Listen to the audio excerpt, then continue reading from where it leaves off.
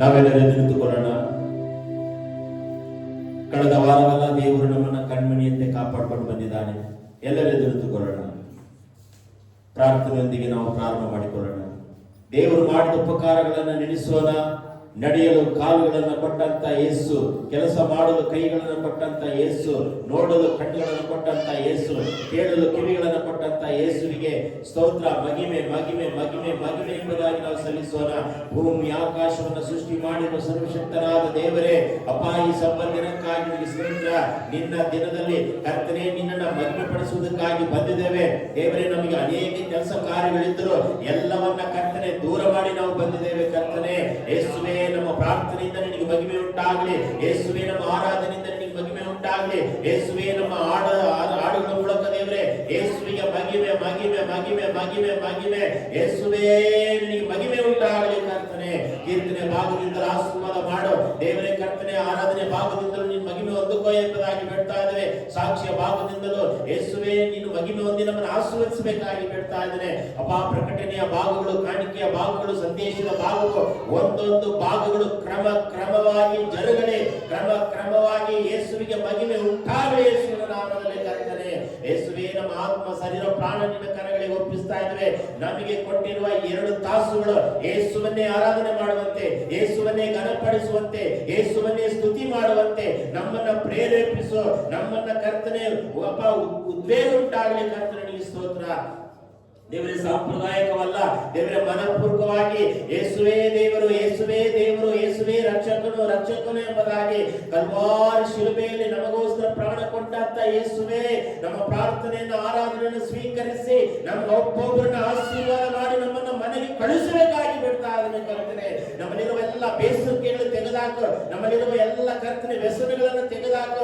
ನಮ್ಮಲ್ಲಿರುವ ಎಲ್ಲ ನೋವುಗಳು, ಶರೀರದ ವೇದನೆಗಳು ಯೇಸುವಿನ ನಾಮದಲ್ಲಿ, ಯೇಸುವಿನ ರಕ್ತದಿಂದ ಬಿಡುಗಡೆ ಈ ಕ್ಷಣವೇ ಉಂಟಾಗಲಿ. ಯೇಸುವಿನ ನಾಮದಲ್ಲಿ ಕರ್ತನೆ ಯೇಸುವಿನ ರಕ್ತವು ನಮ್ಮ ಒಬ್ಬೊಬ್ಬರ ಮೇಲೆ ಕರ್ತನೆ ಅಪ್ಪ ಚುಮುಕಿಸಿ ಶುದ್ಧಿ ಮಾಡಬೇಕಾಗಿ ಬಿಡ್ತಾ ಇದ್ದಾನೆ. ಕರ್ತನೆ ಮುಂದಿನ ಎಲ್ಲ ಭಾಗವನ್ನು ನಿನ್ನ ಕರ್ತನಿಗೆ ಒಪ್ಪಿಸ್ತಾ ಇದ್ದಾನೆ. ನೀವು ತಾನೇ ಬಲಪಡಿಸು, ಆಶೀರ್ವದಿಸು ಯೇಸುವಿನ ಹೆಸರಿನಲ್ಲಿ ತಂದೆಯೇ, ಆಮೆನ್.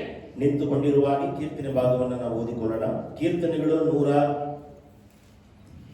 122. ಕೀರ್ತನೆಗಳು 122. ಕೀರ್ತನೆಗಳು 122. ಯೆಹೋವನ ಮಂದಿರಕ್ಕೆ ಹೋಗೋಣ ಬಾ ಎಂದು ಜನರು ನನ್ನನ್ನು ಕರೆದಾಗ ನನಗೆ ಸಂತೋಷವಾಯಿತು. ಯೆರೂಸಲೇಮೇ, ನಮ್ಮ ಕಾಲುಗಳು ನಿನ್ನ ಬಾಗಿಲುಗಳಲ್ಲಿ ಸೇರುತ್ತವಲ್ಲ. ಯೆರೂಸಲೇಮೇ, ನೀನು ಸರಿಯಾದ ಹೊಂದಿಕೆಯಿಂದ ಕಟ್ಟಲ್ಪಟ್ಟ ನಗರವಾಗಿದ್ದಿ.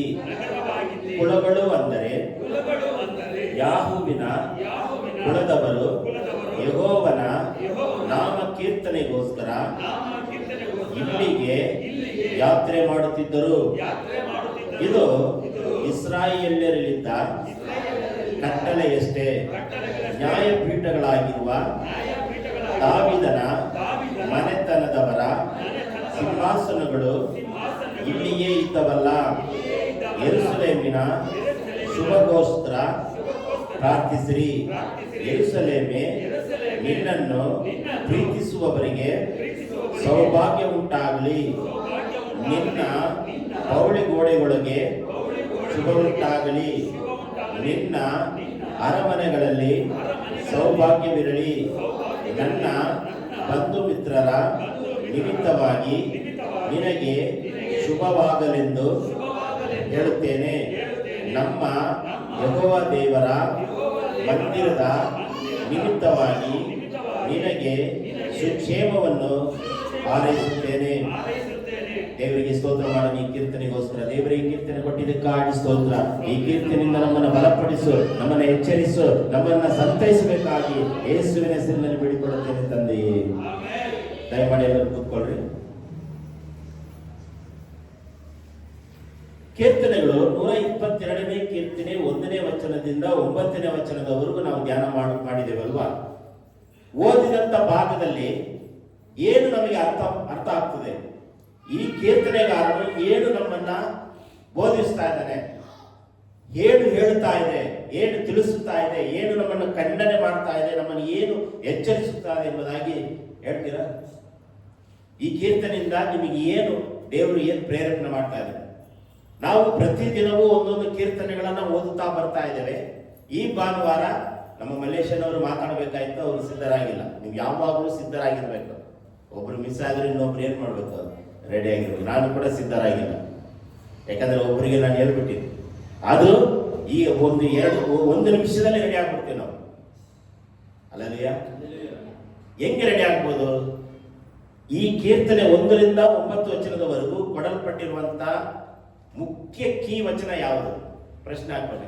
ನೀವು ಯಾವ ಕೀರ್ತನೆಯನ್ನು ಓದ್ರಿ, 1ನೇ ಕೀರ್ತನೆಯಿಂದ 150ನೇ ಕೀರ್ತನೆವರೆಗೂ ಎಷ್ಟು ಕೀರ್ತನೆ ಇದೆ? 250 150 ಕೀರ್ತನೆವರೆಗೂ ನೀವು ಯಾವ ಕೀರ್ತನೆಯನ್ನು ಓದ್ರಿ, ಆ ಕೀರ್ತನೆಗಾರನು ಏನು ನಮಗೆ ಹೇಳ್ತಾ ಇದ್ದಾನೆ? ಮುಖ್ಯ ಕೀ ವಚನ ಯಾವುದು? ಯಾರು ಹೇಳ್ತೀರ ನೋಡೋಣ.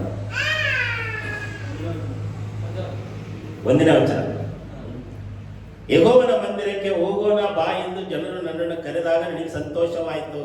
ಎಷ್ಟು ಜನ ಸಂತೋಷವಾಗುತ್ತೆ? ನೀವೆಲ್ಲ ಸಂತೋಷವಾಯ್ತು ಅಂತ ಕೈ ಎತ್ತುತ್ತಾ ಇದ್ದಾರೆ. ಆದ್ರೆ ಹೊರಗಡೆ ಹೇಳಲಾರದ ಜನಗಳು ಎಷ್ಟೋ ಜನ ಇದ್ದಾರೆ. ಚರ್ಚಿಗೆ ಬಾ ಹೋಗೋಣ ಅಂತ ಹೇಳಿದ್ರೆ ಕೆಲವರಿಗೆ ಸಂಕಟ ಆಗುತ್ತೆ, ಕೆಲವೊಂದು ಸಮಯದಲ್ಲಿ ಆಗುತ್ತೆ. ಭಾನುವಾರ ಬಂತ, ಅಯ್ಯೋ ಚರ್ಚಿಗೆ ಹೋಗ್ಬೇಕು, ಏನ್ ಮಾಡ್ಬೇಕು, ಅಲ್ಲಿ ಹೋದ್ರೆ ಪಾಸ್ಟ್ ಹಾಡ ಕೇಳ್ತಾರೆ, ಸಾಕ್ಷಿ ಹೇಳಕ್ ಕೇಳ್ತಾರೆ, ಕೀರ್ತನೆ ಹೇಳಕ್ ಕೇಳ್ತಾರೆ. ಕೆಲವ್ರು ಏನ್ ಮಾಡ್ತಾರೆ ಅಂದ್ರೆ, ಹೋದ ವಾರನೇ ಹೇಳಿದೀವಿ ಆರಾಧನೆ ಮಾಡ್ಬೇಕಂತ, ಅವ್ರಿಬ್ರು ಬಂದಿಲ್ಲ, ಅವ್ರು ಆರಾಧನೆ ಮಾಡಕ್ಕೆ ಇಷ್ಟ ಇಲ್ಲ. ಜನರು ಬಾ ಎಂದು ಕರೆದಾಗ ಜನರಿಗೆ ಏನಾಗುತ್ತೆ? ಈ ದಾವಿದನಿಗೆ, ಈ ಕೀರ್ತನೆಗಳಿಗೆ ಸಂತೋಷ. ನಿಮ್ಮನ್ನ ಯಾರಾದ್ರೂ ಚರ್ಚಿಗೆ ಬಾ ಅಂತ ಕರೆದ ಕೂಡಲೇ ನಿಮ್ಗೆ ಹರ್ಷ ಆಗ್ಬೇಕು, ಖುಷಿ ಆಗ್ಬೇಕು. ಸಿನಿಮಾಗೆ ಹೋಗೋಣ ಬಾ ಅಂದ್ರೆ, ಡ್ರಾಮಾ ಕಂಪನಿಗೆ ಹೋಗೋಣ ಬಾ ಅಂದ್ರೆ, ಡಿ ಮಾರ್ಟ್ಗೆ ಹೋಗೋಣ, ರಾಯಲ್ ಮಾರ್ಟ್ಗೆ ಹೋಗೋಣ, ಮತ್ತೆ ಮೆಟ್ರೋ ಶಾಪಿಂಗ್ ಹೋಗೋಣ, ಇಲ್ಲಿ ಯಾವ್ದೋ ಬಾಂಬೆ ಬಜಾರ್ ಅಂತ ಬಂದಿದೆ, ಅಲ್ಲಿಗೆ ಹೋಗೋಣ ಬಾ ಅಂತ ಹೇಳಿದ್ರೆ ಖುಷಿ ಆಗ್ಬಿಡುತ್ತೆ. ಹೌದಲ್ವಾ? ಹೆಣ್ಮಕ್ಳಿಗೆ ಶಾರಿ ಅಂಗಡಿಗೆ ಹೋಗೋಣ ಅಂದ್ರೆ ಖುಷಿ ಆಗ್ಬಿಡುತ್ತೆ. ಚರ್ಚಿಗೆ ಬಾ ಅಂದ್ರೆ ಸ್ವಲ್ಪ ಮನಸ್ಸು ಸಂಕಟ ಆಗುತ್ತೆ. ಗಂಡು ಮಕ್ಕಳಿಗೆ, ಹಿಂದೂಗಳಿಗೆಲ್ಲ, ಹಿಂದೂ ಜನರೆಲ್ಲ ವೈನ್ ಶಾಪ್ಗೆ ಹೋಗೋಣ ಬಾ ಅಂತ ಹೇಳಿದ್ರೆ ಖುಷಿ ಆಗ್ಬಿಡುತ್ತೆ. ಹೌದಲ್ವಾ? ಹೌದಲ್ಲ ಅಣ್ಣವ್ರೆ? ಬಸನ್ನ ಹೌದಲ್ಲ? ಹಿಂದೂಗಳು. ಆದರೆ ಕ್ರೈಸ್ತರಾದಂಥ ನಾವು, ಯೇಸು ಸ್ವಾಮಿ ಹಿಂಬಾಲಕರಾದಂಥ ನಾವು ಚರ್ಚಿಗೆ ಬಾ ಹೋಗೋಣ ಅಂತ ಹೇಳಿದ್ರೆ ನಮಗೇನಾಗಬೇಕು? ಸಂತೋಷ ಆಗಬೇಕು. ಈಗ ಯೆರೂಸಲೇಮಿನ ನಮ್ಮ ಕಾಲುಗಳು ನಿನ್ನ ಬಾಗಿಲುಗಳು ಸೇರುತ್ತವಲ್ಲ. ಈಗ ನಾವೆಲ್ಲಿದ್ದೇವೆ? ಮಲಮಾಚಿಕುಂಟೆ ಬೇತೇಲ್ ಚರ್ಚಲ್ಲಿ ಇದೆ. ದೇವರ ವಾಕ್ಯ ಹೇಳ್ತದೆ, ಯೆರೂಸಲೇಮಿನ ಬಾಗಿಲುಗಳಲ್ಲಿ ಹೋಗಿ ಕಾಲಿಟ್ಟಾಗ ನಮಗೇನಾಗುತ್ತೆ? ಸಂತೋಷ ಆಗುತ್ತಲ್ವಾ? ಈಗ ನಾವೆಲ್ಲ ಎಲ್ಲಿದ್ದೇವೆ ಅಂತ ಹೇಳಿದ್ರೆ, ಆತ್ಮಿಕವಾಗಿ ನಾವು ಭಾರತ ದೇಶದಲ್ಲಿ ಇರಬಹುದು, ಶಾರೀರಿಕವಾಗಿ ನಾವು ಇಂಡಿಯಾ ದೇಶದಲ್ಲಿ ಈ ಮಲಮಾಚಿಕುಂಟೆಯಲ್ಲಿ ಚೇಲೂರು ಪಟ್ಟಣದಲ್ಲಿ ನಾವು ಇರಬಹುದು. ಇದು ಭಾರತ ಏಷ್ಯಾ ಖಂಡ. ಯೆರೂಸಲೇಮ್ ಎಲ್ಲಿದೆ? ಯೆರೂಸಲೇಮ್ ಪಟ್ಟಣ ಎಲ್ಲಿದೆ? ಗೊತ್ತಿದೆಯಾ? ನೀವು ಹೇಳ್ಬೇಡ್ರಿ. ಯಾರ್ಯಾರು ಗೊತ್ತಿದೆ ಯೆರೂಸಲೇಮ್ ಪಟ್ಟಣ ಎಲ್ಲಿದೆ ಅಂತ? ಕೈ ಎತ್ತಿ. ಯಾರ್ಯಾರು ಗೊತ್ತಿದೆ? 1 2 3 4 ಎಲ್ಲ ಗೊತ್ತಿದೆ ಅಲ್ವಾ? ಎಲ್ಲಿದೆ ಯೆರೂಸಲೇಮ್ ಪಟ್ಟಣ? ಅಮ್ಮ ಗಂಗಮ್ಮ, ಯೆರೂಸಲೇಮ್ ಪಟ್ಟಣ ಎಲ್ಲಿದೆ? ಗೊತ್ತಿಲ್ಲ ಅಲ್ಲ?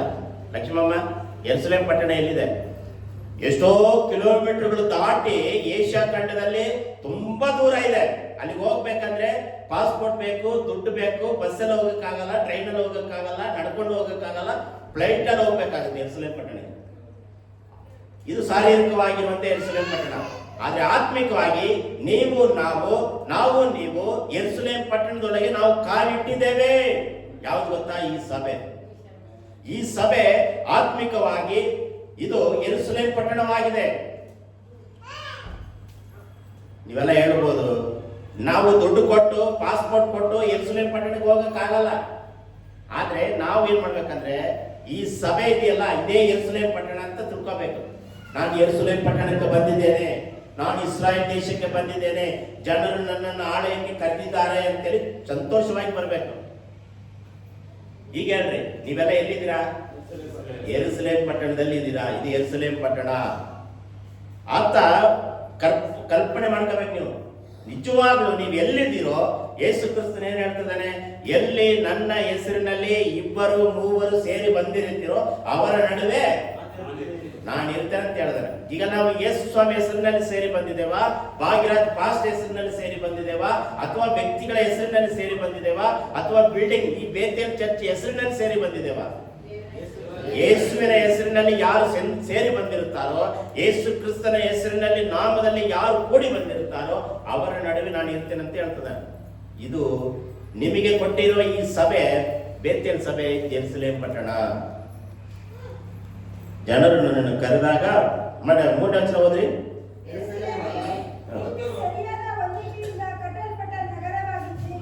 ನೋಡ್ರಿ, ಯೆರೂಸಲೇಮ್ ಪಟ್ಟಣ ಸರಿಯಾದ ಹೊಂದಿಕೆಯಿಂದ, ಸರಿಯಾದ ಕಟ್ಟಡದಿಂದ ಅದು ಕಟ್ಟಲ್ಪಟ್ಟ ನಗರವಾಗಿದೆ.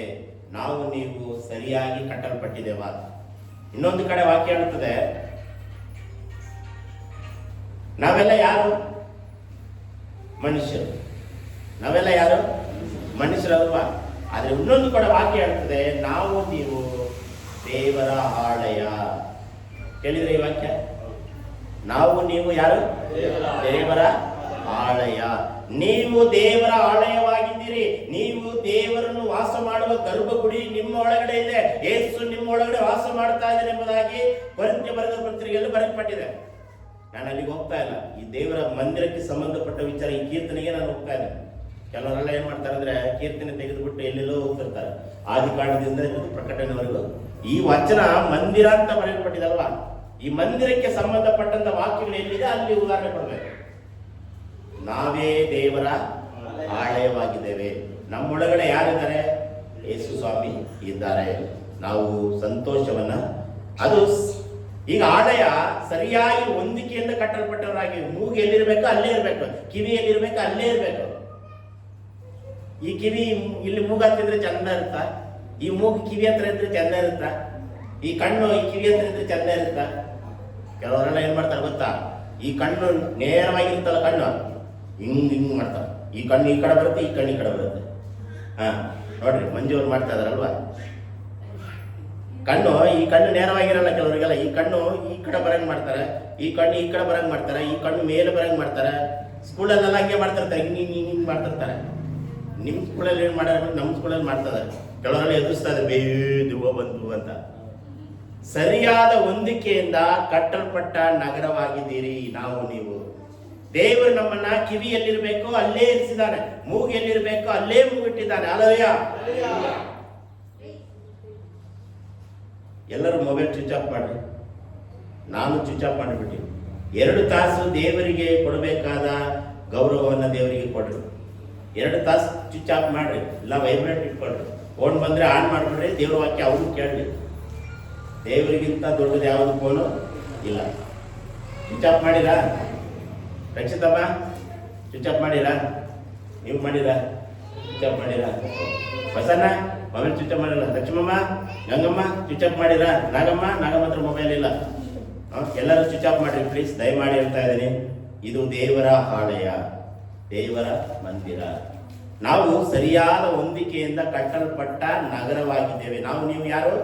ನಗರ. ಒಂದು ಪಟ್ಟಣವನ್ನು ನೋಡುವಾಗ ಸಂತೋಷ ಪಡ್ತೇವೆ, ನಮ್ಮನ್ನು ನೋಡುವಾಗ ಮನುಷ್ಯರು, ದೇವರು ಸಂತೋಷ ಪಡಬೇಕು. ನೀನು ಸರಿಯಾಗಿ ಹೊಂದಿಕೆಯಿಂದ ಕಟ್ಟಲ್ಪಟ್ಟ ನಗರವಾಗಿದ್ದೇವೆ. ನಾವೆಲ್ಲ ಯಾರು? ಜೆರುಸಲೇಮ್ ಪಟ್ಟಣ. ಈ ಸಭೆ ಯಾವುದು? ಜೆರುಸಲೇಮ್ ಪಟ್ಟಣ. ಇದು ಬೇತಲ್ ಸಭೆನೇ, ಇದು ಮನಮಚ್ಚಿಕೊಂಡೇನೆ. ಆದರೆ ಆತ್ಮಿಕವಾಗಿ ನಾವು ನಂಬಬೇಕು. ನಾನು ಜೆರುಸಲೇಮ್ ಪಟ್ಟಣಕ್ಕೆ ಹೋಗಿದ್ದೇನೆ. ನೀವೆಲ್ಲಿ ಹೋಗಿದ್ದೀರ ಅಂತ ಕೇಳಿದ್ರೆ ಚರ್ಚ್ಗೆ ಹೋಗಿದ್ರೆ ಅಂತ ಹೇಳಕೋಬೇಡಿ, ಜೆರುಸಲೇಮ್ ಪಟ್ಟಣಕ್ಕೆ ಹೋಗಿದ್ದೀರಿ ಅಂತ ಹೇಳಿ. ಅಲ್ಲಲ್ಯ, ನಿಮ್ಮ ಬಾಯಿ ಏನು ಅರಿಕೆ ಮಾಡ್ತಿರೋ ಅದೇ.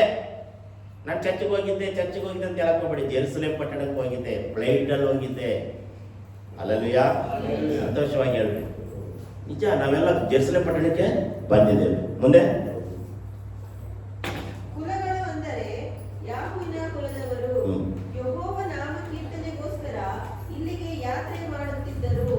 ನೋಡ್ರಿ, ಇದರಲ್ಲಿ ಮುಖ್ಯ ಕೀ ವಚನ ಯಾವ್ದಂತ ಹೇಳಿದ್ರೆ ಕಟ್ಟಲೆ, ಆರ್ಡರ್. ಇಷ್ಟೆಲ್ಲ ಓದಿದಲ್ವಾ, ಅದೆಲ್ಲ ಹಿತಾಲೋಚನೆ ಅಷ್ಟೇ.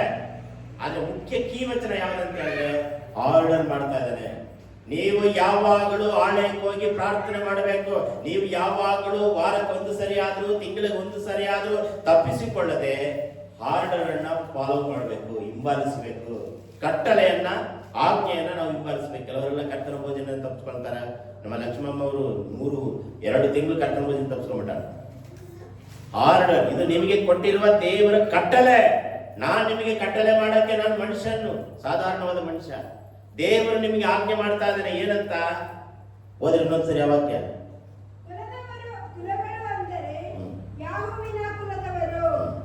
ನೀವು ಯಾವ ಕುಲದವರು?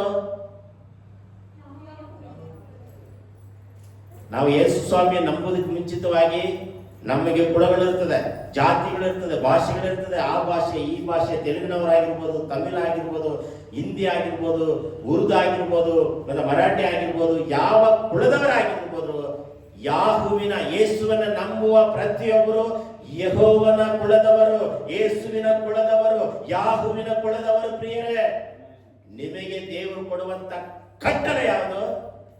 ಕಟ್ಟಳೆ ಯಾವುದು? ಓದ್ರಿ ಇನ್ನೊಂದ್ಸರಿ ವಾಕ್ಯ. ಕುಲಗಳು ಅಂದರೆ ಯಾಹುವಿನ ಕುಲದವರು ಯೆಹೋವನ ನಾಮಕೀರ್ತನೆಗೋಸ್ಕರ ಇಲ್ಲಿಗೆ ಯಾತ್ರೆ ಮಾಡುತ್ತಿದ್ದರು.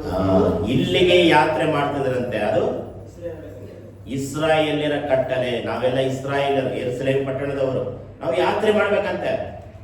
ಈಗ ನೀವು ಯಾತ್ರೆಗೆಲ್ಲ ಹೋಗ್ತಿರಲ್ವಾ? ಮೊನ್ನೆ ಮೈಸೂರಿಗೆಲ್ಲ ಹೋದ್ರು ಇವರಿಬ್ರು, ಯಾತ್ರೆ ಅಂತ ಹೋದ್ರು. ಈ ಚರ್ಚಿಗೆ ಯಾತ್ರೆ ಅಂತ ಬರಬೇಕು.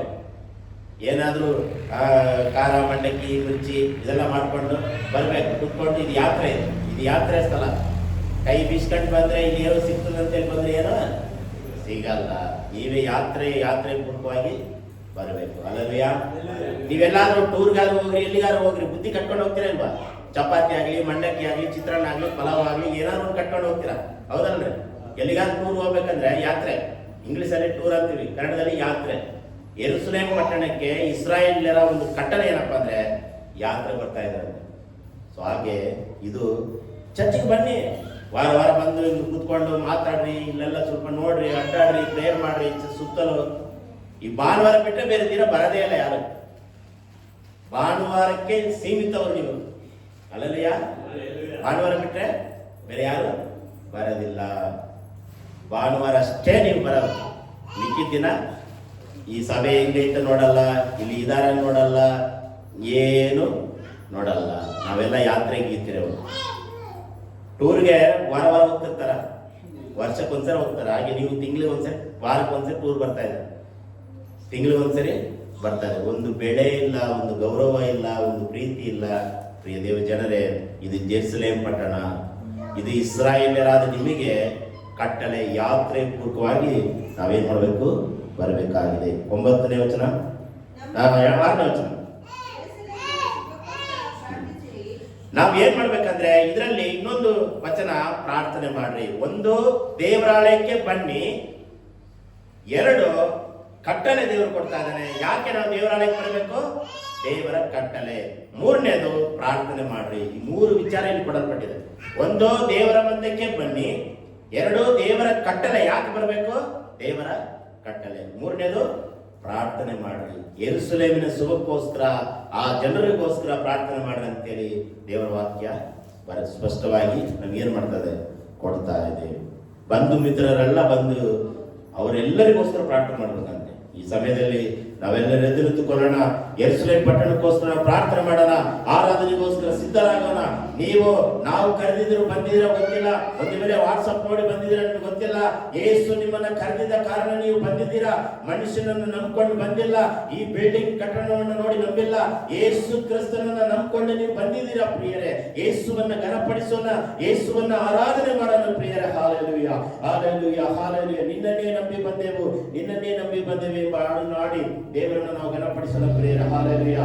ನೀವು ಯಾರನ್ನ ನಂಬಿ ಬಂದಿರಬಹುದು, ನಿಮ್ಮನ್ನ ಯಾರಾದ್ರೂ ಕರೆದಿರಬಹುದು, ಆದ್ರೆ ಯೇಸು ನಿಮ್ಮನ್ನ ನೋಡಿ ಕರೆದು ಬಂದಿದ್ದಾರೆ ಪ್ರಿಯರೇ. Hallelujah, hallelujah, hallelujah. ಯೇಸುವೇ ನಿನಗೆ ಸ್ತೋತ್ರವಾಗಲಿ. ನಿನ್ನನ್ನೇ ನಂಬಿ ಬಂದಿದ್ದೇವೆ ಪ್ರಿಯರೇ.